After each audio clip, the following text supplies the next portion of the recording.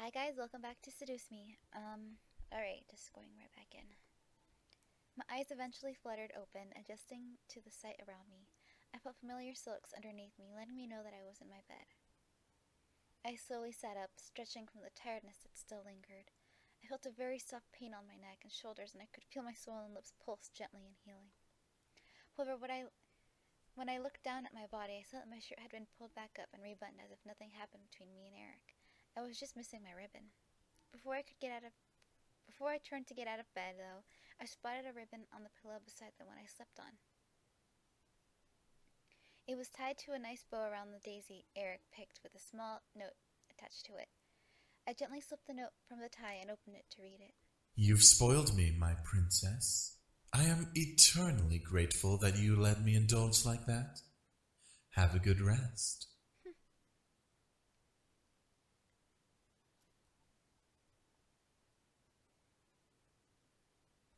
I stared at the note, letting a small smile grace my lips. Spoiled him? I enjoyed it despite the first-time circumstance. It was cute, though, to imagine him thanking me for something we both did and enjoyed. I brought the daisy to my nose and gently inhaled its soft fragrance, letting the memories of our meeting flood my mind.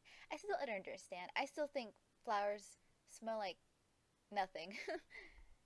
Maybe I just don't have a sense of smell. Not that I don't know, bitter or anything. I indulged myself too. I looked to the timeout of curiosity. The large white numbers on my phone showed 5:31 p.m. Yikes! 4 hours of being knocked out, and I still feel tired. It was Sunday, so I was allowed to sleep longer if I wanted to. The remainder of the night went surprisingly uneventful. The boys continued to train with each other, but were kind enough to stop and make me dinner. I was glad for that, and surprisingly, the food was perfect, but it felt a little empty without the boys to eat with me. They most likely had already eaten, but still, I felt lonely. I couldn't let it bother me. I ate and went back to my room to study and sleep. Surprisingly, I felt good going to bed that night. I felt like I could have peaceful sleep after the previous rough nights I had. I felt good. I drifted asleep and woke up almost flawlessly the next morning. No grogginess, no aches, perfectly energized and bright-eyed. Man, how long has it been since I've got that much good sleep? I looked to my alarm clock. I woke up 10 minutes before my alarm. Well, hey, I must be lucky today.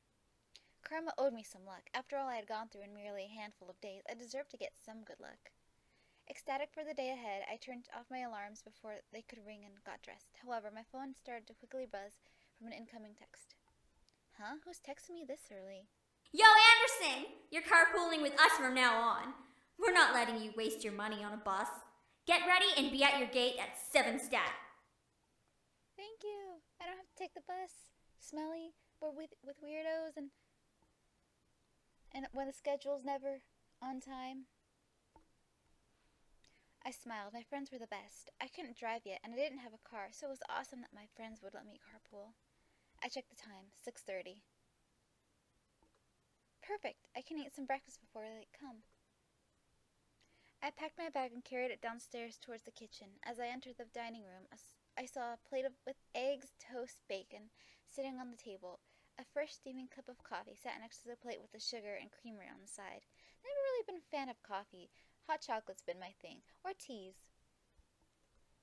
I walked to the table and couldn't believe what I was seeing. Who made this? As I spoke aloud, a small red note caught my attention. Have a good day. Yours.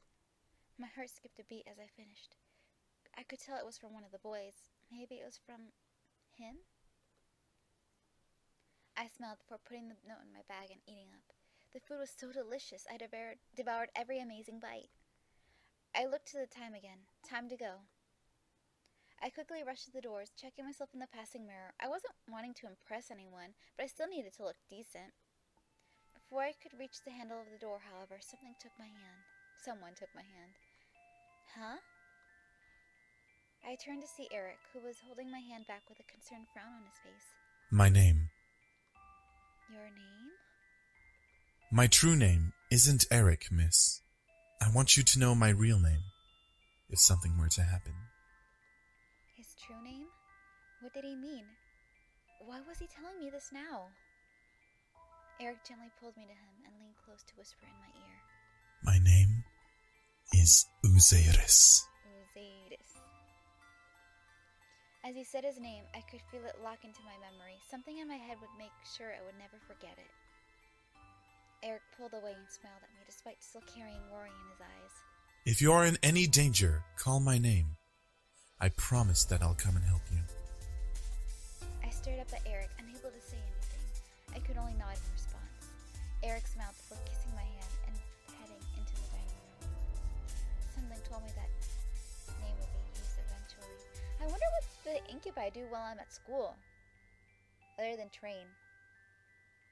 Oh well, guess we'll never know.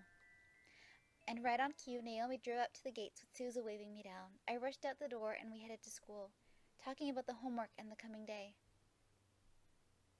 We made it into school without a hitch. Our lockers were in the same part of the hall, so we quickly unloaded what we needed to and got our important books and necessities.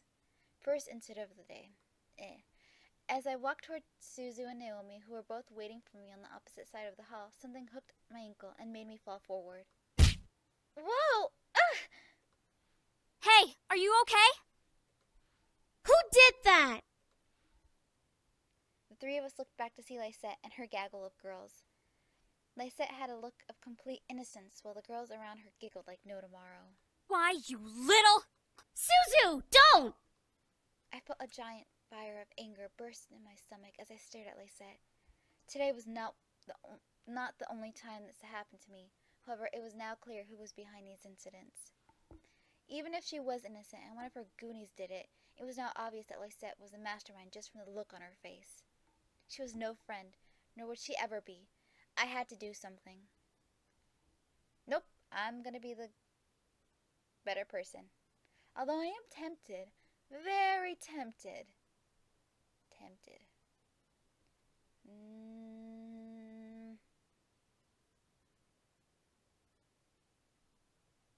Nah, I'll wait. But I kind of want to. I'm gonna do it. Get her. I had enough. I felt adrenaline rush through my body as I pounced off the ground and rushed at Lysette. I was not going to be the only one with scrapes this time. I tackled Lysette to the ground, swiping and slapping her innocent face. She screamed in fright before trying to push me off and block my attack. This sounds pretty bad. This doesn't sound like a cat fight. This sounds like full-on punch in the face kind of thing. Not slapping. Holy shit! Anderson! Stop it! Wow. I might have regretted what I just did, but I wanted to look at other options this playthrough. I wasn't listening anymore. I let my carnal moves to get revenge take over as I began to pull at Lysette's hair to get a better aim at her face with my free hand. I've had enough of the bullying, the wounds, the insults. All of that was going to burn in the past as I scraped my nails and hands across Lysette's face over and over. My rebellion would be marked on her pretty face for all to see. Wow, so sadistic. Lysette pushed me off and scrambled to her feet, both panicked and angry at the same time. Her emotion was nowhere close to the anger I was feeling. Are you crazy? What the hell? I stood up very slowly, glaring daggers into Lysette's soul through her eyes.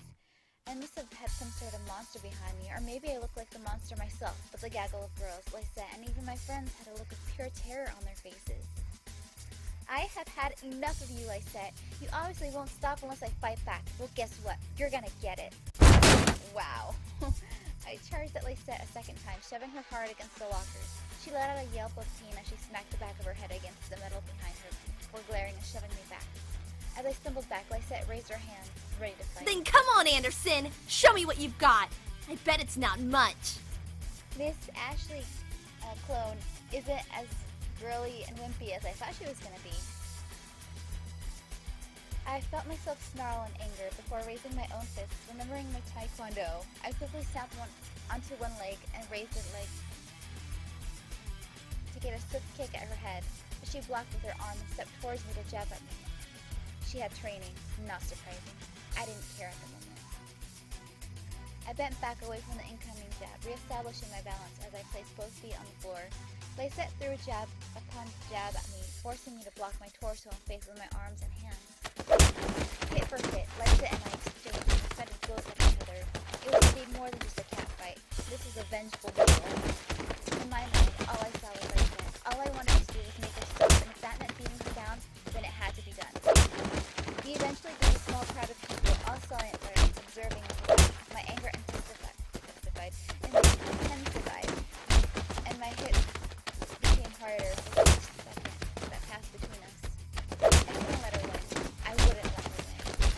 None of Lysette's girls dared to step in, apparently afraid to after seeing my skills in our individual fighting styles. Susan was held back by Erek's arms, despite both of them wanting to help me. They didn't wait for long for it to end, though. Suddenly, Lysette was pulled away from me as I was pushed against the lockers by a strong force. Lysette hit the lockers as well in the opposite end of the hallway, letting out a girly grunt of pain.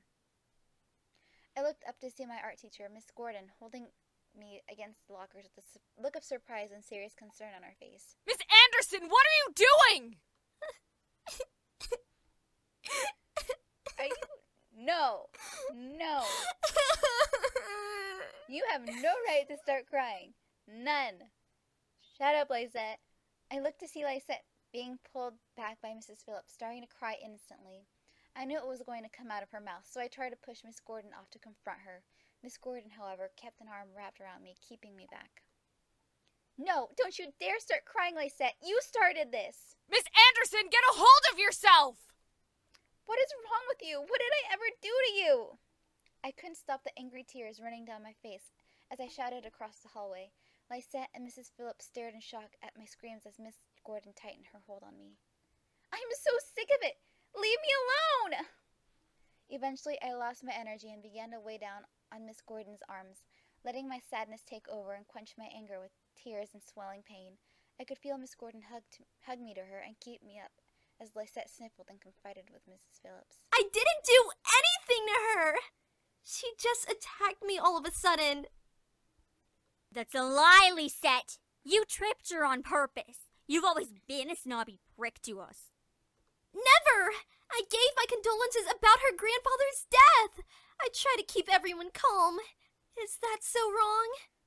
You didn't even sound sincere. We know you were only pretending to be nice to spite us. Enough. Miss White, follow me to the dean's office. Lysette followed, wiping her eyes on the faint innocence she knew how to play up.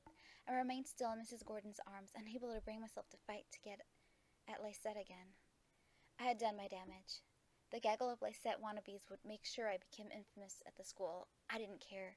I made my statement on Lysette's face and body, and I wasn't afraid to do it again.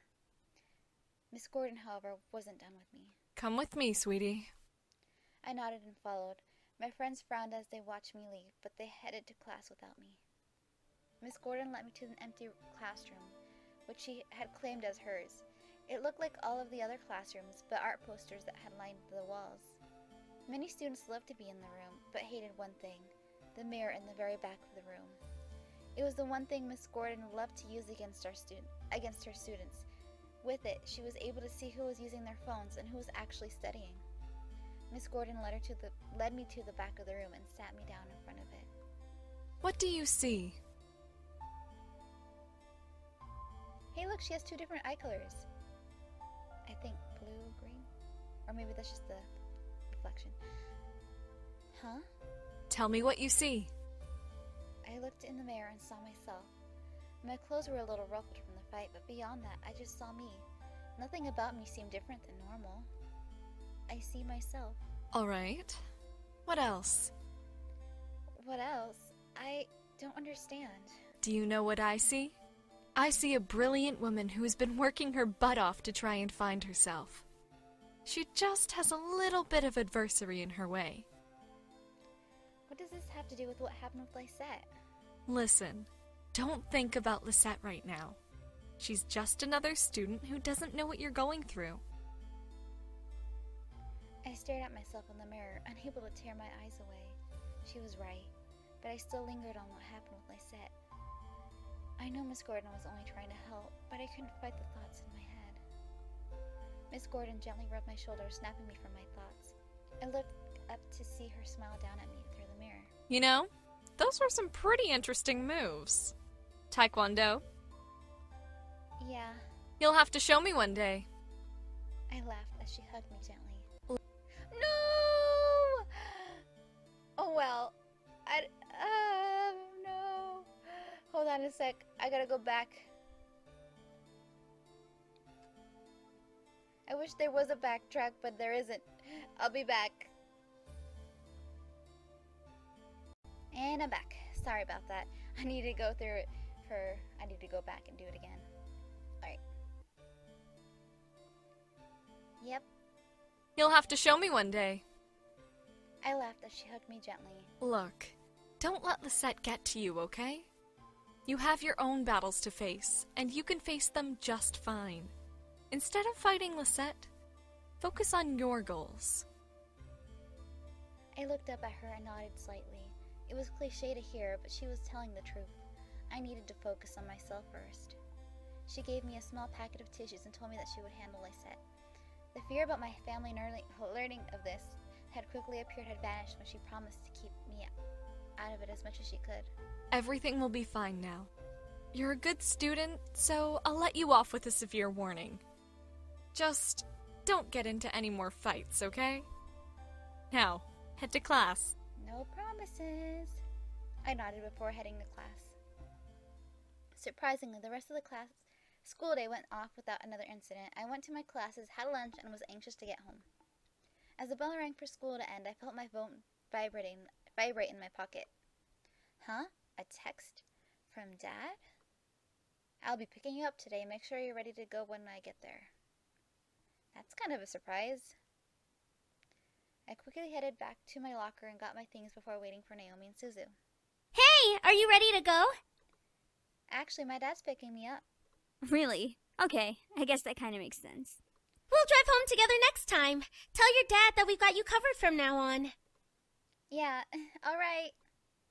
Even when I laughed, something didn't seem right. My dad texted me to say this. Why was he going to pick me up? Had I done something wrong? I didn't know. I waved Naomi and Suzu goodbye before heading off to the usual spot where my dad picks me up. I took the time to listen to my music while I waited. I need to go to another Rise of the Phoenix concert. Eventually, I had to play the entire album with no one showing up. What the hey? Dad's never late, especially not this late. Dialed my dad's number, and then there was a disconnection error. I double-checked.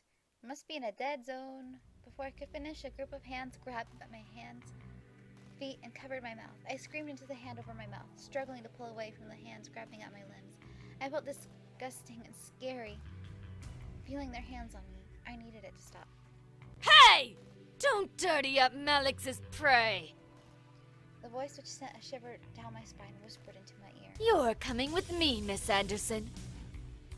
I couldn't fathom what was happening, but before I knew it, I was blindfolded and my limbs were quickly tied up. I felt myself being carried somewhere and was shoved into something that echoed the interior of a bus or a van. The doors closed off and I was taken, unsure of where I was going and why. All I knew was I was in trouble. All I saw was darkness. I felt numb, as I was taken to a place I didn't know of. I couldn't even move my lips to scream. Sounds zipped past my ears, first of the interior of the car, then the outside, then an echoey space with whispers and cackles of people vibrating through it. However, the wrap around my eyes was eventually removed from my face and my bonds were cut. It took a while for my eyes to adjust, but I found myself in a warehouse surrounded by devils, including Malix, who was smirking at me.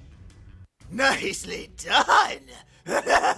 I'm sure those little shits will come running to find you when they realize you didn't return to your precious little mansion.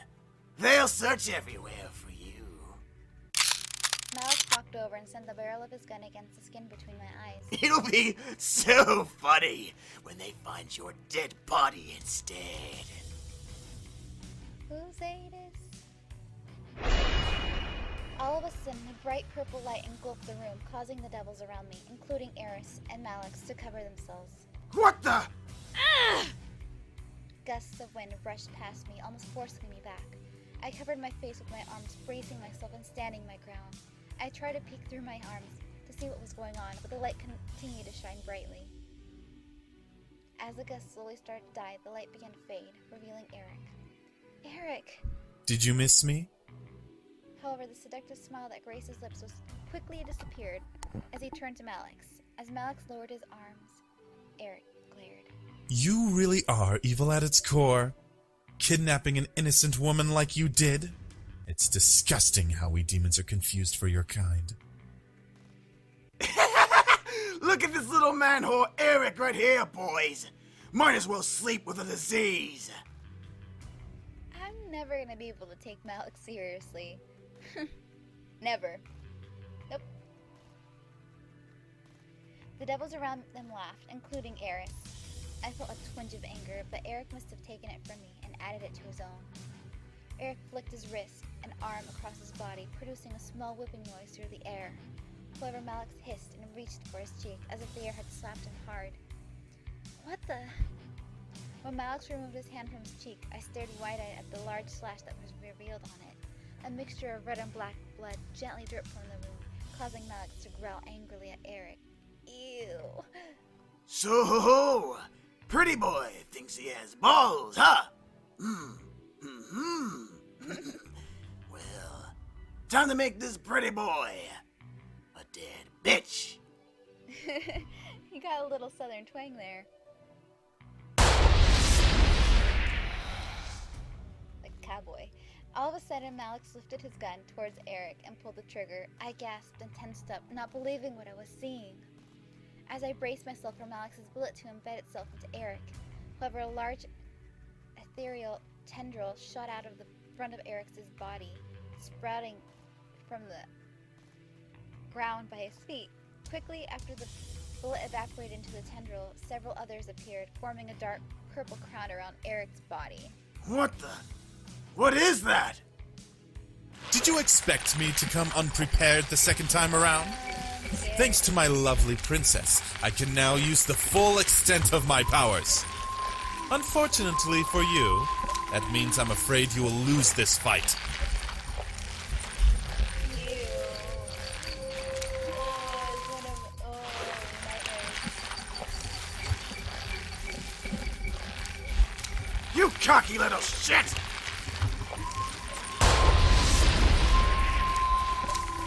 Malix charged with his energy and began to fire the bullet at Erik.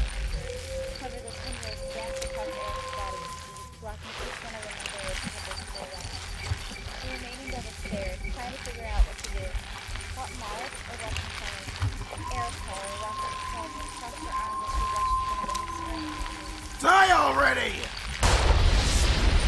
Erik chuckled before snapping his fingers, causing a little tendril to appear behind him, pointing at the front and sat down.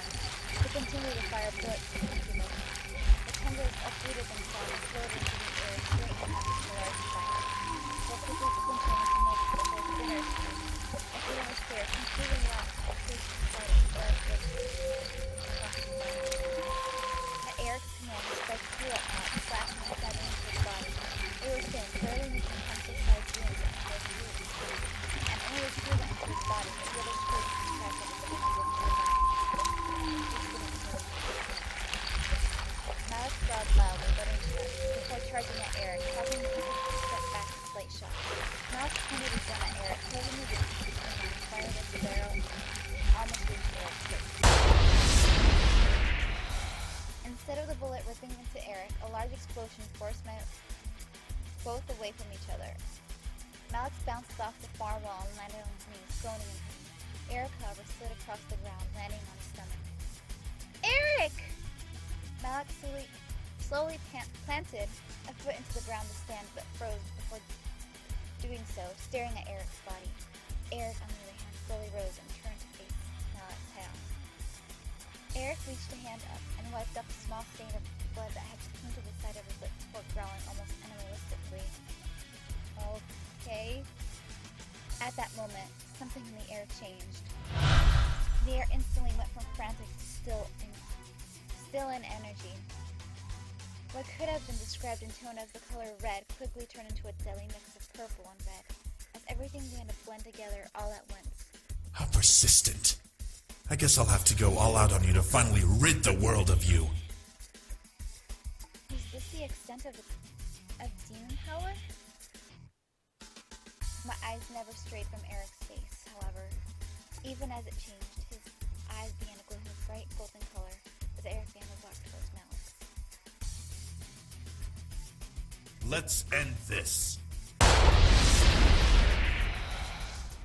Malik aimed his gun and fired at Erik, but the bullet never made its target.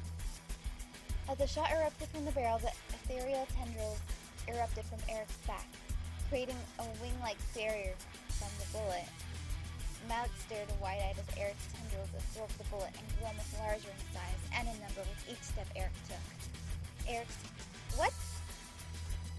Okay, I read that. Okay, phew. Before I was allowed to see Erik's new form, however, a pair of hands quickly covered my eyes. Instinctively, I reached up and gripped them, trying to pull them off. A voice stopped me. It's me. Don't look. I don't think I do want to look. Ever.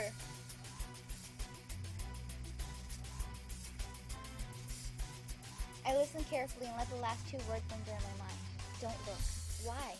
What was this being hidden from me? I wanted to know, but something told me to obey Damien's command. It's gonna be gruesome death.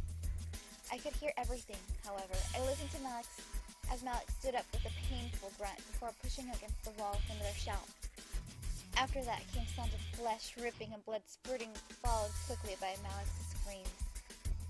Maybe it was better that I wasn't able to see. Erik, enough!